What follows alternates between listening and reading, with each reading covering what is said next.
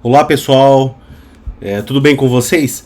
Então, dando continuidade à nossa última aula, onde a gente estava falando sobre estudos de pré-formulação no desenvolvimento de formas farmacêuticas sólidas, né? Começamos a falar sobre pós, sobre propriedade dos pós que devem ser estudadas para que eu possa desenvolver uma formulação na forma de cápsula ou comprimido mais adequada possível, que sirva ao fim proposto. Então, uma formulação robusta, uma formulação eficaz e segura, que atenda à necessidade pela qual ela foi escolhida, a necessidade pela qual ela foi eleita.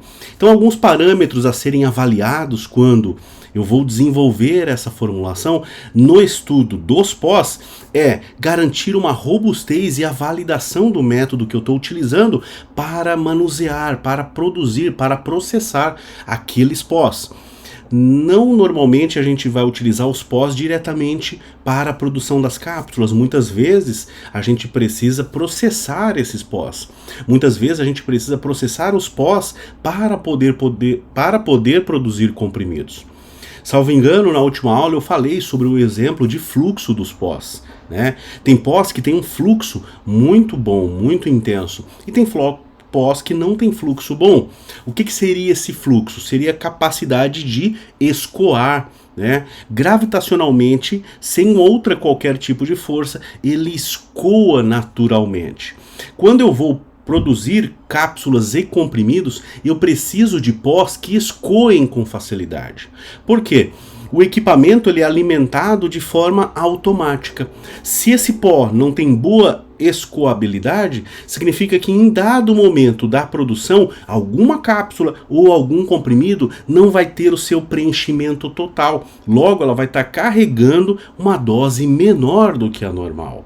Na cápsula a gente vai verificar esse desvio de qualidade lá quando for fazer o teste de pesagem média da cápsula ou uniformidade de conteúdo das cápsulas. E nos comprimidos a gente já pode perceber esse erro na produção no momento de aferição da resistência ao esmagamento ou dureza, ou também na friabilidade, onde a friabilidade vai ser muito intensa e a resistência ao esmagamento vai ser muito baixa. Por quê? Eu tenho menos pó do que eu deveria ter tido lá. Então eu preciso garantir que esses processos eles sejam robustos, sejam validados, para que, independente de quem produz, independente de qual seja o operador à frente daquela máquina, à frente daquela produção, ele consiga garantir que o resultado final vai ser aquela formulação robusta, validada, que iniciou a sua produção há anos, há décadas, há uma centena de anos atrás, ok? Então, caracterização dessa matéria-prima, né? Esse slide aqui eu sei que a gente já falou, mas estamos voltando um pouquinho para retomar em velocidade de cruzeiro, tá? Então, caracterização da matéria-prima é importante, a gente não confia no laudo que veio para nós. Eu sei que na farmácia de manipulação a gente olha para o laudo, confia nele e dá prosseguimento nas formulações, porém na indústria farmacêutica a gente não faz dessa maneira. Professor, toda farmácia de manipulação faz assim? Não. Algumas farmácias fazem uma contraprova, um teste cromogênico, né, um teste colorimétrico, para confirmar se realmente tem potencial de ser aquela substância. Até um teste, às vezes, organoléptico, né? Assim como o ácido salicílico, ácido acetil salicílico, né? Que tem um sabor do ácido, um aroma do ácido acético. Então eu percebo a presença do ácido acético, o aroma, e já tem pressuponho que provavelmente é de fato o ácido acetil salicílico. Tudo bem? Agora, na indústria, como vai atingir milhões de pessoas, eu não posso ter esse tipo de erro. Então se faz um teste de identificação bem apurado, tá? E faz essa verificação batendo esse teste que eu acabei de fazer com os testes que foram enviados no laudo daquela matéria-prima, no laudo daquele lote de recipiente, de embalagem, seja o que for. E uma das caracterizações que a gente faz é da cristalinidade e polimorfismo, né? Cristalinidade e polimorfismo é um assunto sensível quando se fala em pós-farmacêuticos. Por quê? Dependendo do tipo de cristal e dependendo da quantidade de composto amorfo, eu posso ter maior ou menor solubilidade e inclusive posso ter uma solubilidade tão insuficiente que o medicamento não tenha eficácia. Tudo bem? Então, Quanto mais cristalino é o material, mais organizado ele é. Quanto mais amorfo é o material, mais desorganizado ele é. Eu amorfizo para aumentar a solubilidade, porque o cristal que está desarranjado, está desarrumado, ele solubiliza mais facilmente. Porque a solubilização nada mais é do que a separação das ligações intermoleculares, tudo bem? Entre duas moléculas, intermoleculares. Se elas já estão meio desorganizadas, mais facilmente eu consigo separar elas. Ok? Agora, se o cristal ele é muito bem arranjado, muito forte, eu vou precisar de maior temperatura para arranjar elas, para desarranjar elas. E a gente já pode ter um pressuposto que normalmente moléculas de alto peso molecular, elas possuem o quê? Normalmente uma solubilidade baixa. Por quê? São moléculas grandes, com grandes cadeias carbônicas. Então quer dizer que as interações intermoleculares são extensas em área. Por isso da baixa solubilidade da dexametasona, né? Baixa solubilidade da glibenclamida, baixa solubilidade do tamoxifeno, tudo bem? A higroscopia também é algo importante, eu tenho que caracterizar qual é o grau de higroscopia, quanto de água que aquilo puxa e quanto de água que ele tem. Não só para fazer os testes os cálculos de correção de pesagem, mas também para ver a necessidade de precisar dessecar ou incluir na formulação algum agente conservante, porque dependendo da quantidade de água, essa água pode viabilizar o crescimento de micro-organismos. Tudo bem? Outro aspecto que a gente avalia é a densidade real e aparente. Todos os pós têm densidade, uma certa densidade, eles ocupam um volume tendo uma massa, né? Quanto maior a densidade, quanto menor a densidade dos meus pós, melhor. Por quê? Quanto mais deformados eles ficam após achatar, melhor. Porque quando eu achato eles no momento da compressão, né, os cristais ou as partículas amorfas, elas entram, elas se emaranham umas nas outras, tudo bem? Elas se emaranham umas nas outras, fortalecendo essa teia, fortalecendo essa rede. Tudo bem? Então a gente precisa definir essa questão da densidade real e aparente, que inclusive vai influenciar no fluxo. Tudo bem? O fluxo, como eu já falei, é uma característica importante também, né? O pós tem que ter um bom fluxo, e o fluxo depende da geometria, né? Normalmente, quanto maior o diâmetro do pó, né, o diâmetro do grão, melhor vai ser o seu fluxo, ok? Tá bom? Então eu já tenho um pressuposto. Então existem alguns cálculos que a gente faz para definir o fluxo dos pós, que a gente vai ver posteriormente. Tem alguns parâmetros, né? Tem alguns enunciados, como esse. Quanto maior o tamanho do diâmetro do grão, do pó, maior o seu fluxo, porque mais facilmente ele escoa. Quanto menor isso, mais rapidamente eles travam-se uns nos outros. A solubilidade e a dissolução, que vão ser fatores que antecedem a absorção e, consequentemente, a ação farmacológica, né, a biodisponibilidade, e também a estabilidade, que é o quanto tempo que a minha formulação ela tem de prateleira, ou se ela não tem muito tempo de prateleira, como que eu faço para aumentar o tempo de prateleira dela, ou como que eu faço para estabilizar a molécula do princípio ativo dentro daquela formulação, utilizando adjuvantes, aditivos, às vezes até corantes, né, nas cápsulas, nas embalagens, para impedir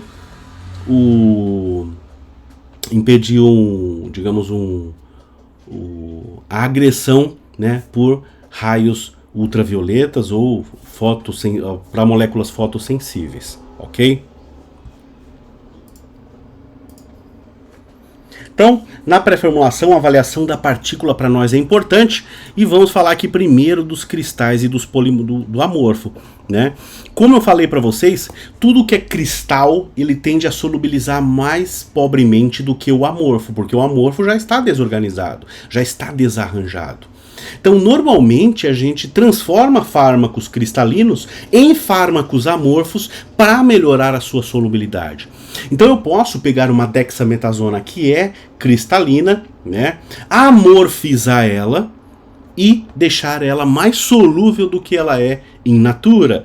Para fármacos onde a solubilidade é um fator limitante para a absorção e consequente ação, esse é uma técnica da tecnologia farmacêutica que a gente utiliza, a amorfização, que é feita por vários métodos. Um deles eu já falei para vocês, um dos mais comuns é o da liofilização, que é a extração de água a baixas temperaturas e pressões e altas pressões. Tudo bem? Então, os cristais eles têm menor solubilidade justamente em função disso. Normalmente a gente prefere um aumento da solubilidade. Por quê? Porque é um fator limitante. Se não adianta. Se não solubiliza, não vai ter atividade porque não vai ser absorvido. Tá? Só que o contrário também pode ocorrer, em muito menor percentual, mas pode. Pode ser que eu queira diminuir a solubilidade. E aí, quando que você acha que eu quero diminuir a solubilidade? Quando que é interessante diminuir a solubilidade? Você tem uma noção disso? Vamos fazer o seguinte, quem tiver essa resposta, coloca nos comentários. Quando que no desenvolvimento de fármacos, no desenvolvimento de medicamentos, é interessante diminuir a sua solubilidade? Existe sim, tá? Ocasião onde é importante diminuir a sua solubilidade. Quero ver quem vai colocar aqui nos comentários, ok? Pode inclusive colocar exemplos, tudo bem? Caso ninguém faça, na próxima aula ou na nossa live ao vivo, a gente trata desse assunto, ok? Maior estabilidade, né? Os cristais eles também são mais estáveis do que o componente amorfo, tá? Se eu pegar, não é só transformar do cristalino para o amorfo, também tenho perdas. Eu tenho prós, onde eu aumento a solubilidade, mas eu também vou diminuir o quê? A estabilidade. Normalmente os compostos amorfos, eles não são tão estáveis quanto os compostos cristalinos. Tudo bem? Por quê? Justamente pelo grau de organização. Os compostos cristalinos são mais organizados. Os compostos cristalinos têm baixa entropia, né, que é um grau de desordem. É uma medida de grau de desordem. Logo, é mais difícil eu solubilizar eles, porém também é mais difícil eu degradar eles. Então, por isso que normalmente os compostos cristalinos têm elevadas temperaturas de fusão. Ok? E são mais estáveis, não só termicamente, mas também quimicamente. Dificilmente eles vão fazer interações químicas em estado sólido. Ok?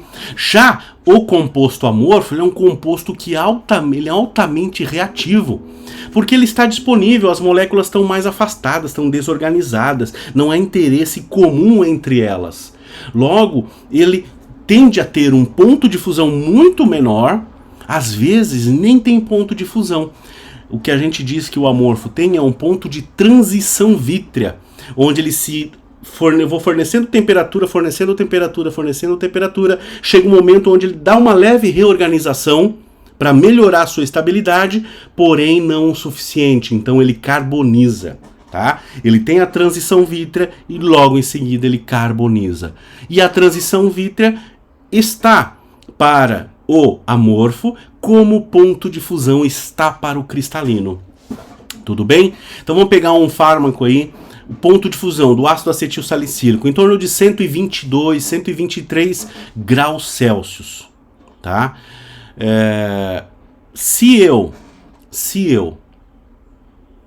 Não, desculpa, eu acho que é 132, 133, de 132 a 134. Ponto de fusão do ácido acetil salicílico cristalino. Se eu amorfizar ele, o ponto de fusão vai diminuir sobremaneira, né? Vai ficar em torno de 90, 100, ou mesmo vai sumir. Eu não consigo perceber a olho nu a transição vítrea, somente a carbonização após a transição. Então não dá para fazer aquele teste do capilar no equipamento para ver a fusão do componente amorfo, ok? Então a estabilidade é algo que vai ser influenciado também. Só que às vezes eu preciso melhorar a solubilidade porque cristalino ele não vai ter atividade. Então eu melhoro a solubilidade transformando ele em amorfo. Só que quando eu transformo ele em amorfo, eu diminuo a sua estabilidade. Não tem problema.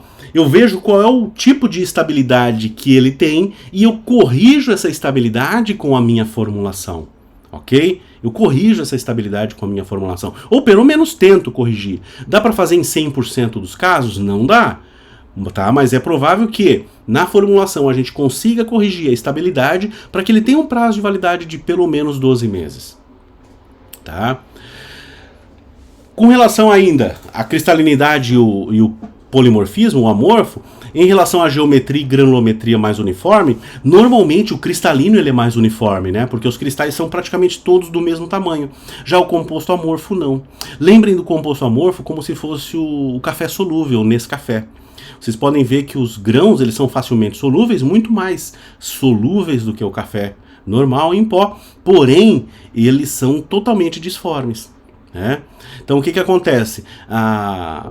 Para compactação de comprimidos, principalmente, o cristalino é melhor, porque o grão maior do cristal dá maior fluxo, dá maior compactabilidade, tudo bem? Porque deforma mais. Pensem comigo, quando um grão ele deforma bastante durante a compressão, significa que ele forma aqueles emaranhados junto com outros grãos que dificilmente se soltarão. Então, a compactabilidade ela é influenciada pelo material ser cristalino ou ser amorfo. Lembrando a vocês que eu posso ter um material 100% cristalino, posso ter um material 100% amorfo, ou o que normalmente ocorre é que eu tenho uma mistura, um mix desses dois, né? As insulinas, elas nada mais são do que um mix de diferentes tipos de cristais de insulina, né? Os dímeros, os monômeros e os hexâmeros de insulina. Tudo bem? E a insulina amorfa. Aí que estão os diferentes tempos de ação da insulina. A explicação para isso. Ok?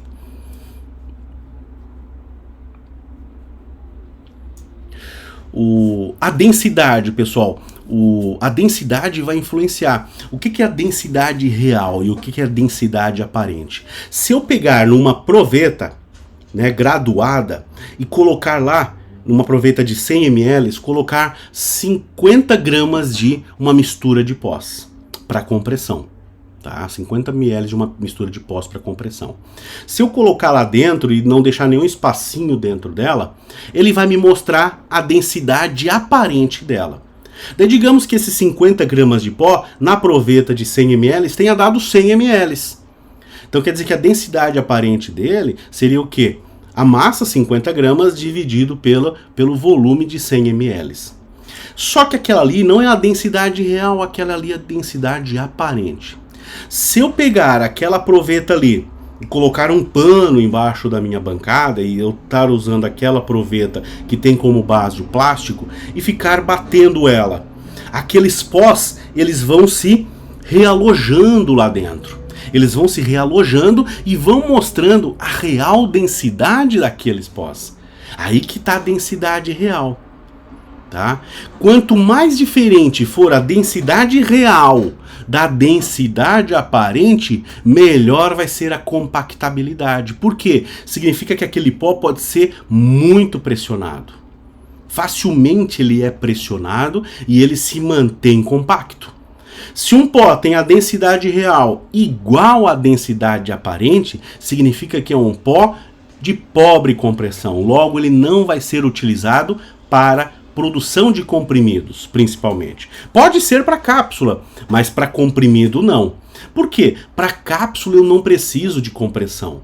O fator predominante na cápsula é o que? O fluxo. Tá? É o fluxo, porque quando eu produzo cápsulas em nível industrial, eu não fico espatulando para preencher as cápsulas. É o equipamento que, através do fluxo gravitacional, vai fazer esse preenchimento. Já para comprimidos, eu preciso de fluxo e de compactabilidade. Tudo bem? Então, essa é a questão. Existe um equipamento mecanizado onde ele tem uma proveta que ela fica batendo.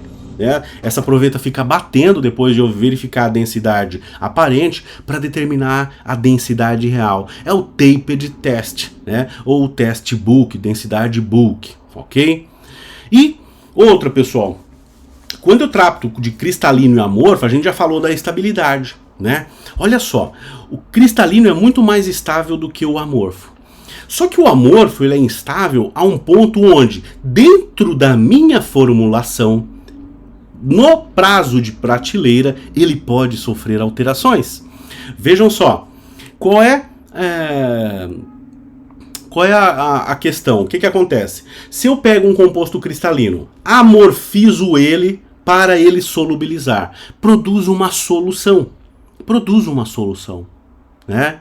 Só que essa solução, eu digo que ela tem um prazo de validade de 24 meses. E com 12, 13 meses na farmácia, os pozinhos começam a precipitar. O que acontece? Houve uma diminuição da solubilidade e o princípio ativo precipitou. Por quê? Porque os compostos amorfos, no caso esse que eu amorfizei para melhorar a solubilidade, ele tem instabilidade em função do tempo. Então significa que ele sofreu uma transição polimórfica. Ele tentou passar do estado amorfo para o estado cristalino, se reorganizando. Pessoal, tudo tende a tentar se reorganizar, né, na química. Tanto é que a gente coloca lá, faz reações químicas, coloca uma certa molaridade de um agente, uma certa molaridade de outro, e a gente não precisa ficar juntando uma molécula de A com uma molécula de B, uma molécula de A com de B, ou de A com de B, deixa lá a molaridade equilibrada e elas vão se encontrar. Por quê? Porque elas tendem à estabilidade. Então o amorfo também tende à estabilidade. Se ele tem um grande grau de desordem, se ele tem uma grande entropia, a tendência é que ele vá tentando perder essa entropia para retornar a ser um material cristalino. Tudo bem? Como que a gente cristaliniza lá na química medicinal, na química farmacêutica, os componentes? Normalmente é resfriando eles. Até porque a solubilidade, ela é, digamos, um fator que a temperatura é um fator que favorece a solubilidade. Se eu tiro temperatura, eu tiro energia desse sistema. Se eu tiro energia desse sistema, ele tende a se reorganizar. Tudo bem?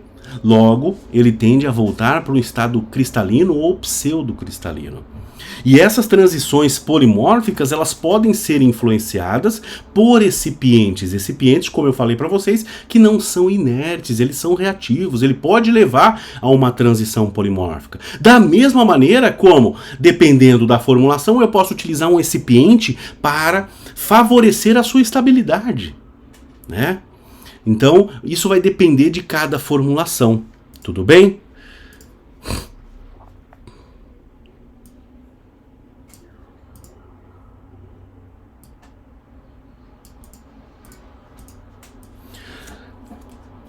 Quando eu produzo polimorfos, pessoal, quando eu vou cristalinizar, né, eu posso ter a formação de claratos, de solvatos, e isso pode influenciar, né? O que é um clarato, pessoal? É um princípio ativo que formou um cloreto, né? Formou um composto que tem cloro na sua estrutura, resultante não da sua estrutura, mas do processo de cristalinização, tá? Ou a água. Quando eu tenho a água, no geral, eu tenho um solvato, né? O solvato de água, pessoal, essa água, ela não é uma água disponível, ela é uma água da estrutura. Ela é uma água da estrutura molecular. Essas formações, né, os solvatos, eles são produzidos através de solventes estequiométricos, né? Onde eu tenho que aquela questão da molaridade. Eu sei quanto que eu preciso colocar do meu agente cristalinizante mais o meu princípio ativo. Eu sei que vai formar um solvato, né? Onde eu vou ter a molécula com lá a molécula de água, que não é água disponível, a água da estrutura, é a água estrutural. Já os claratos, eles são aleatórios, né? Não são reprodutíveis. Então eu utilizo lá, às vezes, o ácido clorídrico ou outro cloreto para facilitar o processo de cristalinização, mas eu não preciso me preocupar estequiometricamente com isso, tá?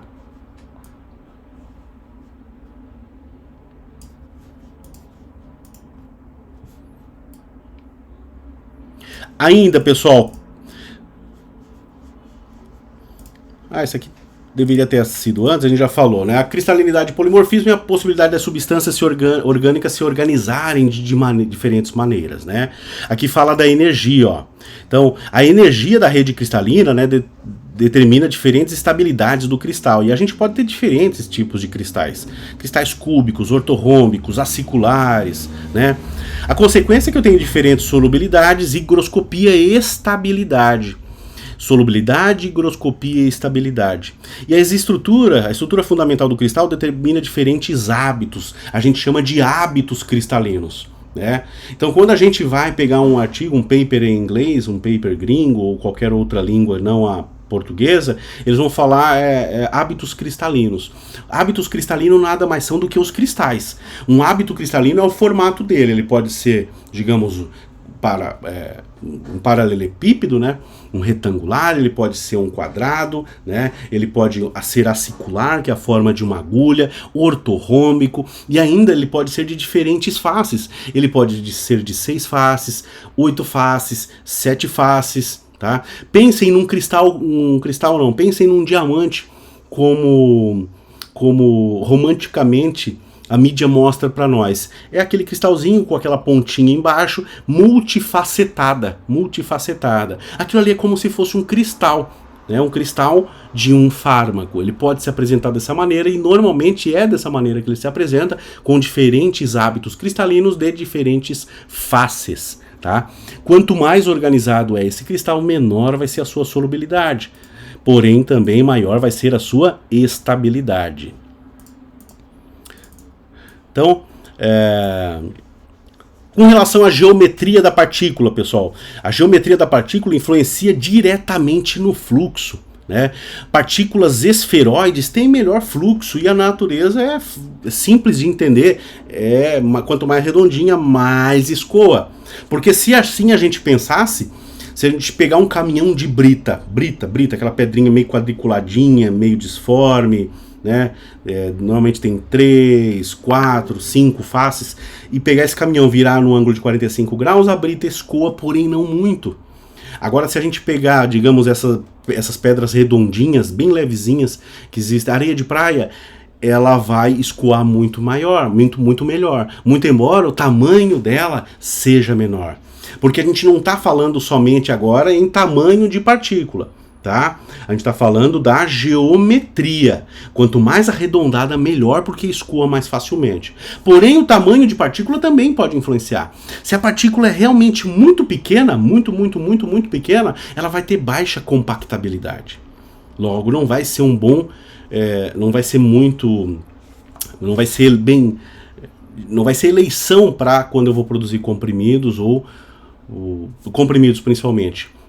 Agora, quando também é muito grande a partícula, ela tende a emperrar o fluxo. Então existem tamanhos ótimos. Se a gente for ver, existe uma curva de distribuição de Gauss em relação ao tamanho, onde os tamanhos medianos vão ser os tamanhos melhores, tá? Então, inclusive no processo de mistura, né? Quando a gente vai produzir cápsulas e quando a gente vai produzir comprimidos, muito embora a gente utilize pós de diferentes origens, né? Vamos pegar uma formulação simples aí. Celulose microcristalina pH 102, mais talco, mais croscarmelose sódica, mais estearato de magnésio e mais o princípio. O que acontece? Cada um desses pós tem um tamanho de partícula diferente. Se esses tamanhos de partícula forem muito diferentes, durante o processo de mistura que vocês faziam em saco plástico, lá na farmácia de manipulação, vai acontecer o quê? Se eu misturar durante muito tempo, eu tenho perda da uniformidade, eu tenho um processo de segregação. Vocês sabiam que até para mistura de pós existe um tempo ideal que precisa ser validado?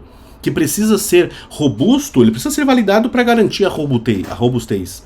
Então, dependendo, cada formulação de pós, seja para cápsulas ou comprimidos, na indústria farmacêutica, tem um tempo ótimo de mistura dentro daquele equipamento. Porque se eu comprar um outro equipamento para misturar, digamos, existem misturadores em V e existem misturadores em Y. Tá? O que acontece? Se eu tenho um misturador em V, que ele tem lá 2 toneladas de pó, ele comporta, eu sei que aquela minha formulação eu preciso misturar durante 16 minutos, se eu comprar um misturador em Y, Não necessariamente vai ser 16 minutos. E pior, se eu comprar outro misturador em venda igual aquele, eu não posso garantir que é em 16 minutos que ele vai ter o tempo ótimo de mistura. Porque vai influenciar também micro variações da velocidade de rotação dele, né? Então o que acontece? Eu preciso validar para cada equipamento, cada formulação. Então existe um ponto, quando eu começo a misturar, no tempo zero, ele está todo segregado. As matérias-primas estão separadas, não existe uniformidade dessa mistura. Quando eu começo a agitar, que vocês agitavam no saco plástico, o que acontece? A uniformidade da mistura começa a aumentar. Ela começa a aumentar, ela chega no pico dela, porque se eu continuar misturando, ela vai segregar, diminuir a homogeneidade da mistura. Tudo bem? Principalmente quando eu misturo cristalino e amorfo. Porque eu já falei, agora a gente precisa somente pegar os conhecimentos que a gente já tratou em parte e trazer para a aplicação.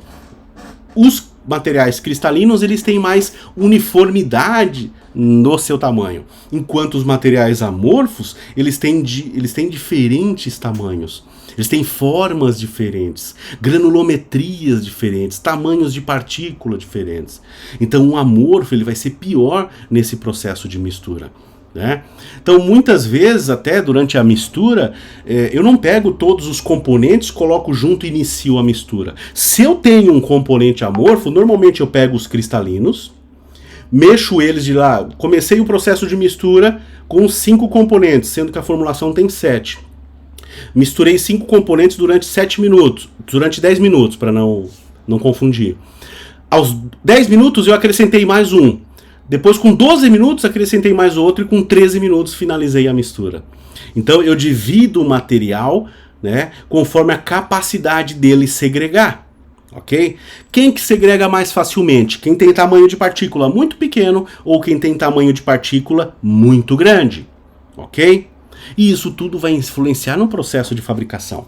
Vejam só, parecia muito simples, né? Produzir cápsulas, produzir comprimidos dentro de uma farmácia de manipulação, né? Professor, comprimido dentro de uma farmácia de manipulação? Sim, tem farmácias de manipulação que produzem comprimidos, elas têm equipamentos, não multiestações, mas elas têm punções, equipamentos excêntricos de produção de comprimidos, que chega a produzir ali 60, 100, 200 comprimidos, às vezes, por minuto, se ela quiser, tá? E hoje tem farmácias de manipulação que atendem. Ah, professor, mas ela não tem demanda. Tem farmácias de manipulação que atendem pela internet, pessoal.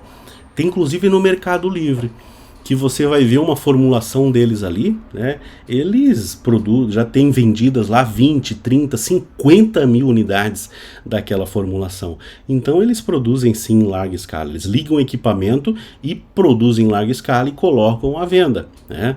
Existem formulações onde isso é possível. Tudo bem? Lembrando que não é o que eu apoio da farmácia de manipulação, né? Que não foi para isso que ela nasceu. Tudo bem? Lactose anidra, pessoal, olha só, alguns recipientes, né? Ela tem agregados de cristais muito pequenos na forma de agulhas. Qual o problema dos cristais que formam agulhas? Eles têm pobre fluxo, né? O fluxo deles é muito pobre. Por quê?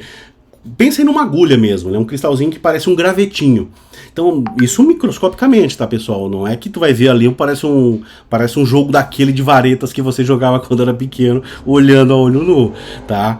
Mas o que acontece? Se eu botar lá uma lupa de 40 vezes, eu já consigo ver os cristais na forma de agulhas, tá? Não preciso de microscópio, tá?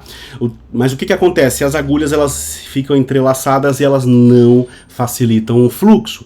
Por isso que a lactose, por si só, ela não é um bom recipiente para a produção de comprimidos.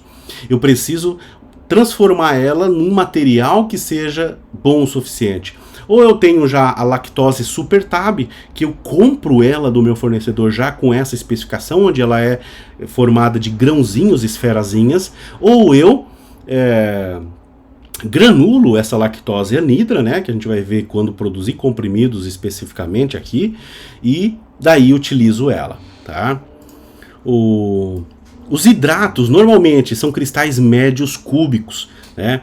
Então os cloridratos são excelentes. Quando fala em cloridrato de alguma coisa, é um cristalzinho que tem um fluxo muito bom, tá? Tudo bem? Fast flow, né? Flow de fluxo, fluxo rápido, fast flow ou similares, são agregados, são produzidos industrialmente. Pessoal, existem indústrias farmacêuticas, existem indústrias tão grandes quanto as farmacêuticas de produção de excipientes. Então hoje elas produzem excipientes funcionais. Antigamente, quando a gente ia fazer o cobrimento, o revestimento de uma formulação, precisava misturar vários componentes para poder revestir aquela formulação. Comprimido, cápsula. Hoje não. A gente compra essa formulação, esse mix já pronto, somente liquefaz ele e utiliza no equipamento de pulverização para fazer o recobrimento das formulações.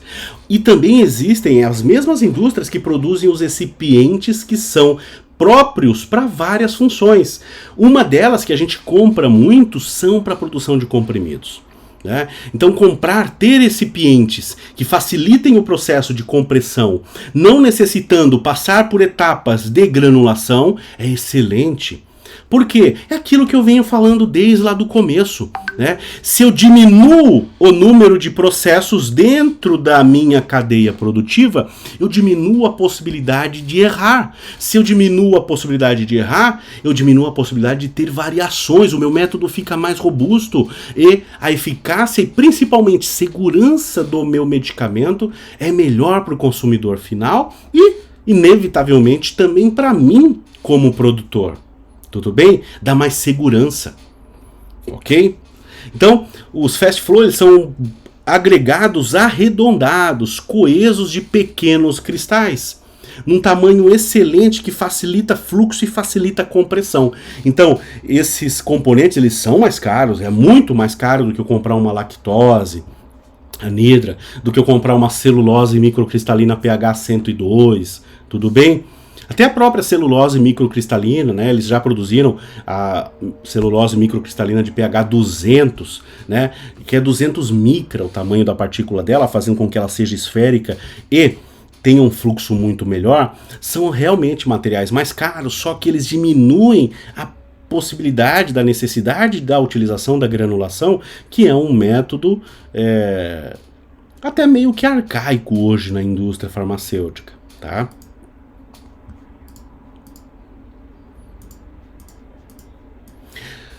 Então, na avaliação da partícula, eu avalio a distribuição do tamanho dela, né? Isso influencia todos os fenômenos de mistura, como eu falei para vocês, né? Se o tamanho é muito pequeno, se o tamanho é muito grande, isso vai facilitar a segregação desses pós, né?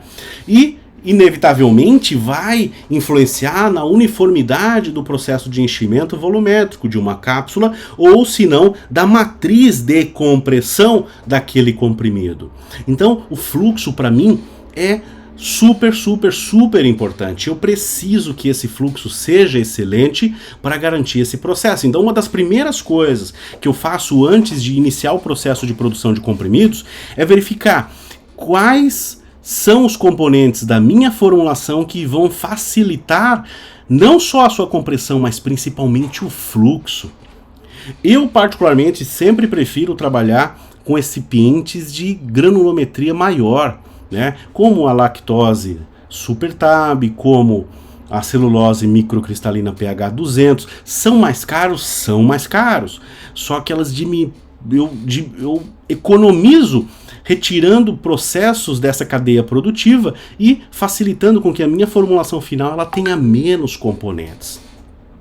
E eu, particularmente, quando crio uma formulação farmacêutica, eu utilizo ali raramente vai passar aí de 7 ou 8 componentes dentro da formulação. Mais do que isso, é como se você tivesse errado na formulação e utilizado um outro componente para corrigir ao invés de arrumar ela, né? Então, produzi uma formulação, coloquei o incipiente, ela ficou muito higroscópica. Daí, em vez de tirar o que deixou ela muito higroscópica, eu coloco um agente dessecante. Então ela é higroscópica e dessecante ao mesmo tempo. Só que quando eu coloquei o agente dessecante, ela deixou o meu fármaco meio instável. Então eu melhoro a estabilidade do meu fármaco colocando outro recipiente. Nossa, quando eu coloquei esse outro recipiente, diminuiu a molhabilidade da minha formulação, diminuiu a possibilidade da água penetrar pelos canalículos que são formados, os poros, nesse comprimido. Então eu melhoro a solubilidade dela, né, micronizando a matéria-prima. Então vai formando uma cadeia muito grande. E normalmente, pessoal, quanto menos componentes na minha formulação, menor a possibilidade de erro. Tudo bem? Mais facilmente eu consigo compreender a influência entre um e outro e as relações entre eles. Ok?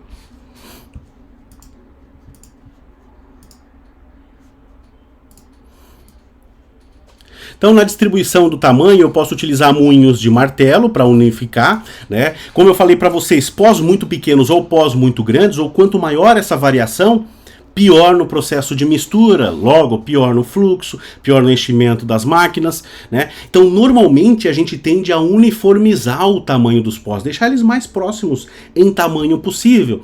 A gente pode, quando eu tenho um pó de granulometria muito grande, eu posso diminuir o tamanho de partícula dele utilizando um moinho de martelos, né? E esse moinho de martelos pode ser de alimentação sufocada ou alimentação livre, né? Significa que é um sistema fechado ou um sistema aberto.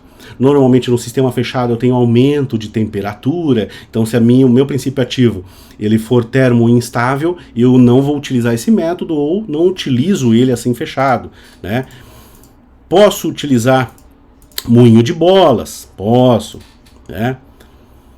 E depois disso eu faço a distribuição do tamanho, né? Uniformizo a distribuição do tamanho, que provavelmente vocês chegaram a fazer também, né? Então, eu tenho aqui um tamizador de bancada, né? Eu tenho as minhas peneiras classificadoras, né? Normalmente aqui eu tenho as mais abertas em cima e as mais fechadas embaixo. Então os pós de maior granulometria vão ficando em cima e os pós de granulometria mediana no meio e os pós de granulometria baixa embaixo. Normalmente a gente fica com o meio, despreza a parte de cima e a parte de baixo ou leva elas para serem uniformizadas lá no moinho de martelos ou em qualquer outro sistema, né? Então, uso na rotina de trabalho. Normalmente, para pós grosseiros, a gente utiliza tamizes de 850 a 425 micrômetros, medianos de 425 a 250 micrômetros e pós finos de 125 a 180 micrômetros. Tudo bem? Lembrando que esse tempo aqui de 20 minutos, 30 minutos e essas massas aqui, eles são para tamizadores pequenos, como esse aqui. Porém, na indústria farmacêutica é óbvio que a gente não tem tamizadores desse tamanho, né? A gente faz esse processo, a gente também não tamiza os pós para poder utilizar. A gente faz a uniformização deles no moinho de martelos, no moinho de bolas, e depois tira algumas amostras, faz uma amostragem e leva para esse tamizador, aí sim, para ele me caracterizar como que está aquele pó lá no estado bulk dele, que é um pó em grande volume, tudo bem? Se ele mostrar que ele está bem homogêneo, excelente, levo para o próximo passo até a compressão. Se ele mostrar que não existe ainda a homogeneidade necessária, eu retorno para o processo de uniformização lá no moinho de martelos ou no moinho de bolas, ok?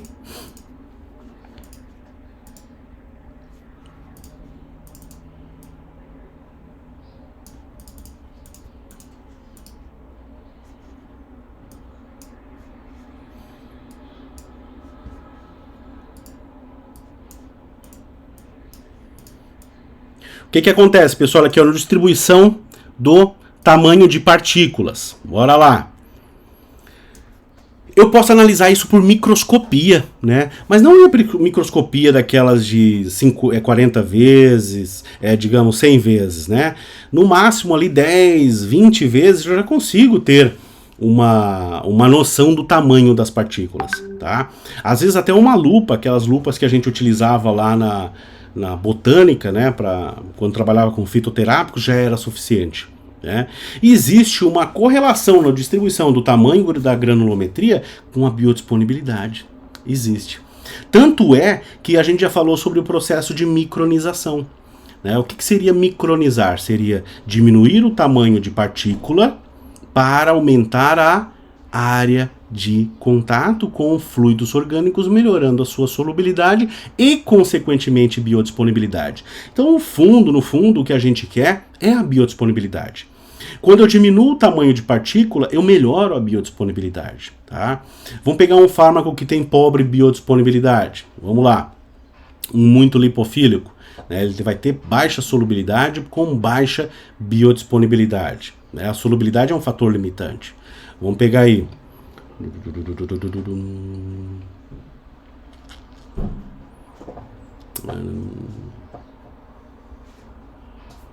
Metildopa, né? Eu pego a metildopa e ela tem uma certa biodisponibilidade, digamos de 60%.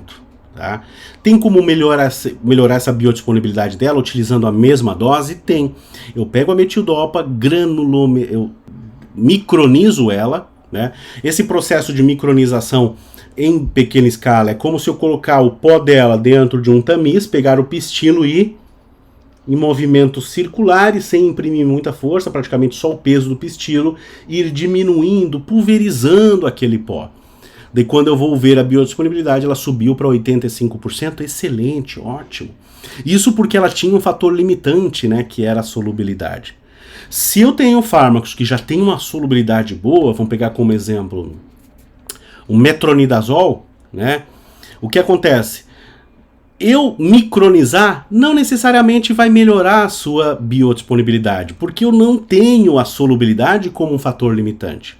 Então a micronização ela só é utilizada quando a solubilidade é um fator limitante para a biodisponibilidade. Tudo bem?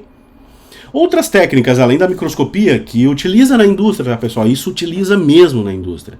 É a difração de raios-x de pó. Não só para análise do tamanho da partícula, até porque seria utilizar um canhão para matar uma formiga. Mas quando eu faço a difração de raio-x de pó, eu tenho um fingerprint, eu tenho uma impressão digital de todas as características daquele pó. Inclusive, qual é o percentual dele que é amorfo, qual o percentual que é cristalino, qual é o tipo de cristal que eu tenho ali, entendeu? E também, complementando com a análise térmica, né, com a calorimetria exploratória diferencial e com a termogravimetria, que vocês já viram provavelmente lá em métodos analíticos, eu utilizo a temperatura para me dar complementação dessa impressão digital da molécula, da partícula daquele pó. Né? Ela vai me mostrar quão estável ele é e inclusive a sua potencial solubilidade em fluidos orgânicos. Tá? Tudo através do fornecimento de informações a partir da caracterização por meio da temperatura. Tá? Porque com a temperatura, fornecendo temperatura, eu vejo várias respostas daquele pó em função do tempo. Perda de água, né? Fornecendo temperatura, primeiro ele perde água, depois ele pode se reorganizar. Então, se ele se reorganiza, ele fala para mim que ele é um amorfo ou um pseudoamorfo, o pseudocristalino está se transformando num material cristalino. Se ele é um amorfo, vai mostrar a transição vítrea. Se ele é cristalino, ele vai mostrar o ponto de fusão, vai mostrar o processo de degradação e melhor, o processo de degradação em quantas etapas. E isso é importante para nós, porque é o processo de degradação que mais ou menos vai dizer para nós qual é o tipo de instabilidade que aquela molécula pode ter. Tudo bem? Então, são métodos, obviamente, de altíssimo custo, altíssimo valor. Não é qualquer pessoa que sabe operar um difratômetro de raio-x, sabe interpretar um difratômetro de raio-x e sabe interpretar operar e principalmente interpretar equipamentos de análise térmica. Tá? Eu espero que vocês tenham visto, porque são métodos excelentes e fazem muita diferença para quem vai fazer a pesquisa na área de tecnologia e trabalhar na indústria farmacêutica. Só a indústria farmacêutica realmente de maior porte vai ter esses equipamentos, né? Aqui no Brasil tem, professor? Tem bastante, inclusive, tá? Mas nas indústrias de grande porte, tudo bem? Então aqui, ó, a densidade real que a gente já falou, né? Ela indica a porosidade do material, ela dá uma noção da eficiência do processo de mistura e compressão. É o menor volume que pode ocupar, né, uma determinada massa de pó, tá? Dependendo desse volume que ele pode ocupar, que a gente vai escolher o tamanho dos punções. O que é o punção? Punção são os dois pinos que vão, depois de compressos, eles vão formar no meio deles o comprimido. Então eu tenho aqui uma matriz e o punção ele passa no meio dessa matriz, né? Ele passa no meio dessa matriz. Então essa matriz ela é preenchida com pó, depois vem um punção por baixo, um punção por cima e produz o comprimido, tá? E a determinação da densidade real, pessoal, ela pode ser feita num tap test, né? Ou num, como é que é, num tap test, como eu falei, eu acho que tem até uma foto aqui para vocês verem, que é aquela proveta que fica batendo, né? E eu posso também, pessoal, eu não posso desconsiderar que cada pó, ele não é um pó, digamos, compacto, ele é cheio de poros. Se eu pegar um pozinho desse, ampliar, a gente vai ver que ele é um globo cheio de buracos. Esses buracos passam de um lado para o outro. Então quer dizer que a área dele é diferente. Então, como que eu verifico essa área? Esse sim é um método que eu vi só umas 2 ou 3 vezes na vida, né? Utilizando um piquenômetro não solvente. Aqui na UFMS eu nunca vi, tá? Utilizando um piquenômetro não solvente para determinação da densidade realmente, de fato, desconsiderando essas áreas, inclusive, dos poros, tá? Mas não vai fazer grandes diferenças. Isso influencia mais na pesquisa. Na produção, propriamente, não vai influenciar tanto. A densidade real e aparente já é o suficiente, tá? Então, a densidade aparente, ela vai depender da preparação do granulado. O que é o granulado aqui, pessoal?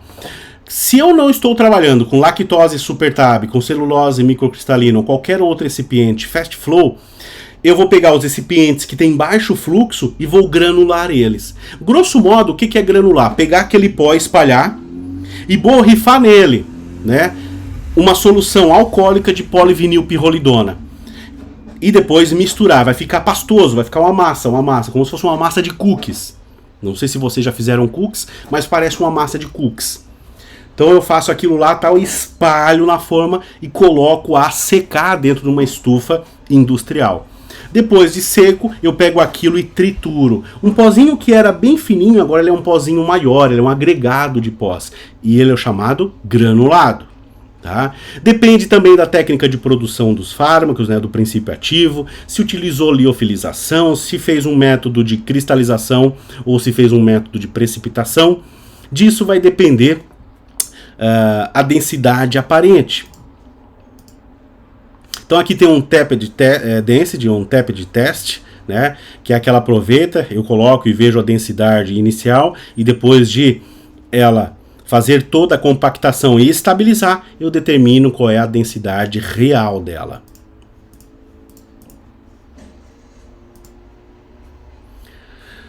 Propriedades do bulk é aquela propriedade, o que eu falei para vocês que é o bulk? O bulk não é uma parcela do pó. Bulk é, digamos assim, é como que se comporta aquele pó num todo. Né? A gente tem que ter uma noção que quando a gente faz uma mistura para produzir 200 cápsulas numa farmácia de manipulação, aquela mistura é uma mistura muito pequena, né? Não me importa muito qual é o comportamento de cada componente dentro daquela formulação, desde que eles sejam estáveis. Agora, numa formulação onde eu tenho 1, 2, 3, 5 toneladas de pó para produzir comprimidos de 500 miligramas, isso vai influenciar. Porque eu tenho que garantir que nesse tonel, nesse container de 5 toneladas de pó, em cada partezinha dele, em cada aresta, ou em qualquer ponto que eu pegar, todos eles tenham homogeneidade, né? Então, ó, propriedades do bulk são propriedades que necessitam de grandes quantidades de material para que se faça a sua medida, né? E eles derivam da propriedade da partícula. Lembra que a gente estudava o fármaco, a partícula, o bulk. Tudo bem? E na indústria farmacêutica a gente se preocupa com isso. Né? Do bulk, a área superficial, né? Volume e geometria da partícula. Pensem bem, pessoal. Será que se eu tenho lá 2 toneladas de pó. Será que os pozinhos que estão em cima, eles continuam mantendo a mesma granulometria dos pozinhos que estão lá embaixo, que estão sofrendo toda a pressão em quilos, talvez 1 tonelada de pó em cima deles, né? Então eu tenho que garantir que eles sejam homogêneos em todas as partes dessa mistura. E isso vai influenciar todos os fenômenos físico-químicos correlatos que existia para a partícula, né, para o pozinho isolado, para o pó como um todo. Será que vai influenciar na compressibilidade e compactabilidade? Será que os pós que estão mais superficiais, eles ficam mais soltos e os pós mais embaixo, eles ficam mais compactos? Isso não pode ocorrer. Da mesma maneira, se isso vai influenciar no fluxo, na higroscopia, normalmente o pó que fica externo, ele tem uma tendência higroscópica maior do que o pó que fica lá dentro.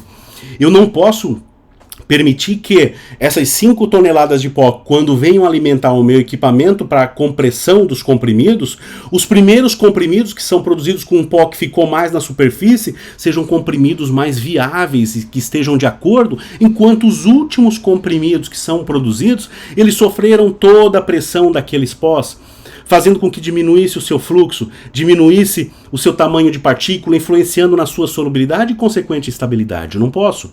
Então eu tenho que garantir que esse processo, ele me leve ele me dê continuidade na homogeneidade do pó, do fluxo, da produção.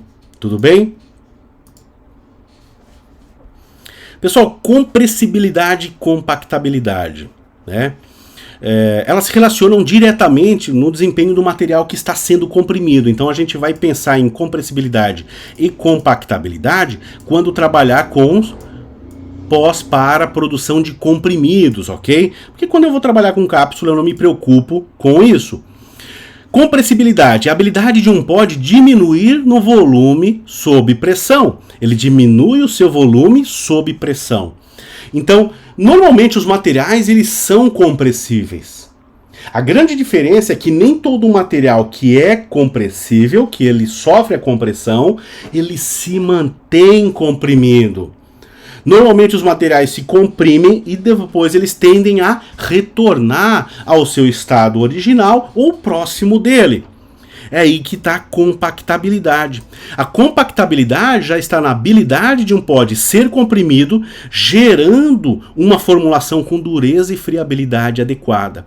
Então, eu procuro um material para a produção de comprimidos que seja compressível, né, ele tenha compressibilidade e que depois de compresso, ele se mantenha compresso. Vamos pegar um exemplo, pessoal. Digamos, se eu pegar uma espuma e apertar essa espuma, né, na mão, quando eu abro ela fica compactada? Não, ela volta ao seu estado original, né? O isopor, pessoal, é óbvio que na mão eu não vou conseguir fazer isso, mas se eu colocando mais pressão no isopor, ele vai tomar o formato da pressão que eu estou colocando nele. Então eu não posso ter pós que comprimem, tá? Que comprimem e depois de tirar da força de compressão ele esfarele. Então eu preciso que o meu pó tenha boa compressibilidade e depois boa compactabilidade. Qual o tipo de pó que vai ter boa compactabilidade? Aqueles pós que deformam mais, né? Quanto mais esse pó deforma, mais ele se emaranha um grão com o outro, formando um grão compresso e compactível, ok? No fluxo das misturas dos pós, pessoal, vai influenciar a carga elétrica dos pós, pode influenciar sim, sem dúvida, a densidade real e aparente, a umidade que está absorvida nesse pó. Muitas vezes, para a produção de cápsulas e comprimidos, eu preciso primeiro fazer uma leve dessecação do meu pó para diminuir a adsorção de umidade. Vejam só, não é a absorção de umidade, é a adsorção. Qual é a diferença entre absorção e adsorção? A absorção, ela fica emaranhada na água, uma esponja absorve a água, então fica dentro do íntimo dela. Tá? A adsorção é ficar só na superfície, tudo bem? A geometria e tamanho das partículas também vai influenciar, né? E aqui, ó, eu tenho um equipamento da Sotax, Sotax é a produtora, a fabricante, para medida do fluxo de pós, né? Então, esse aqui é o equipamento onde eu coloco aqui os 100 gramas do pó aqui em cima, e aqui ele tem um funil. Esse pó vai escoar, né? E vai formar ele vai calcular o tempo de escoamento dessas 100 gramas de pó. Quanto maior o tempo de escoamento, pior é o pó para compressão, porque ele não vai ter fluxo. Quanto mais rápido escoar, melhor ele é para fluxo, ok? Aqui, ó, exemplo de materiais com boa compressibilidade e bom fluxo, né? Ó, lactose fast flow, né? E Encompress. Encompress aqui, ele é um material que ele é produzido já para facilitar o fluxo. Ele tem um fluxo excelente e uma compressibilidade de 15%, ok? O que acontece? A lactose pura, né, a lactose hidratada, ela tem uma compressibilidade de 19%, boa, né? Normalmente a compressibilidade quanto menor, melhor, porém o fluxo dele é só aceitável, ele não é muito bom não. Já o talco, pessoal, o talco farmacêutico, a compressibilidade dele é em torno de 49%, então ela é pobre, tá? E o que acontece? Ele tem um fluxo muito ruim, realmente o talco ele não escoa bem, né? O talco a gente utiliza ele pouco em formulações de orais, né? E quando utiliza é para somente como diluente, praticamente sem outra função qualquer. Já a lactose fast flow, a compressibilidade dela é de 12%, com um fluxo excelente, tá, ok? Lembrando que a compressibilidade, tá? Quanto menor o percentual de compressibilidade, melhor, ok? Então, pessoal, esse foi o nosso tema das duas últimas aulas, né? Finalizamos hoje essa parte introdutória de pós para a produção de cápsulas e produção de comprimidos. Na próxima aula, nas próximas aulas, a gente vai tratar especificamente da produção das formas farmacêuticas sólidas orais, ok? Lembrando, coloquem aqui nos comentários as suas dúvidas. Tenho visto poucas dúvidas, eu gostaria que tivessem mais dúvidas. Eu tenho certeza que esse conteúdo gera mais dúvida. Não tenho dúvida alguma, né? Eu ministro tecnologia farmacêutica há 17 anos. Tá? Então há 17 anos eu sei normalmente aonde estão os pontos nevrálgicos dos alunos, aonde estão as dúvidas deles, e eu estou vendo que essa turma ou é uma turma fora da curva, né, o que seria muito bom, tá, sem problema nenhum, mas poucas dúvidas, eu gostaria que tivesse mais dúvidas e que a gente pudesse bater mais bate-papo, bater um papo maior, né, sobre os conteúdos. Me mandem áudios, me mandem as dúvidas direto nos comentários ou no grupo do Telegram, tá, não tem problema nenhum. E eu peço que coloquem as dúvidas no grupo do Telegram, não em particular, porque ela pode resolver, ou mesmo alguém que vai escutar ela não ter noção nenhuma. Poxa, eu não imaginava isso e essa é a resposta. Bacana, excelente. Então todo mundo aprende. Tudo bem? Ok? E hoje não teve o material da aula, dessa aula aqui, porque o material é o que foi encaminhado na aula passada. Tudo bem? É o mesmo material. E como chamada, coloquem aqui nos comentários. Eu quero exemplos de moléculas que tenham anel esteroide na sua composição. Tudo bem? Moléculas que tenham anel esteroide na sua composição, eu quero comentários como se chamada fossem moléculas que tenham anéis esteroides na sua composição, o anel ciclopentano peridrofenantreno. Tudo bem? Então por hoje era só, pessoal. Um grande abraço e até mais.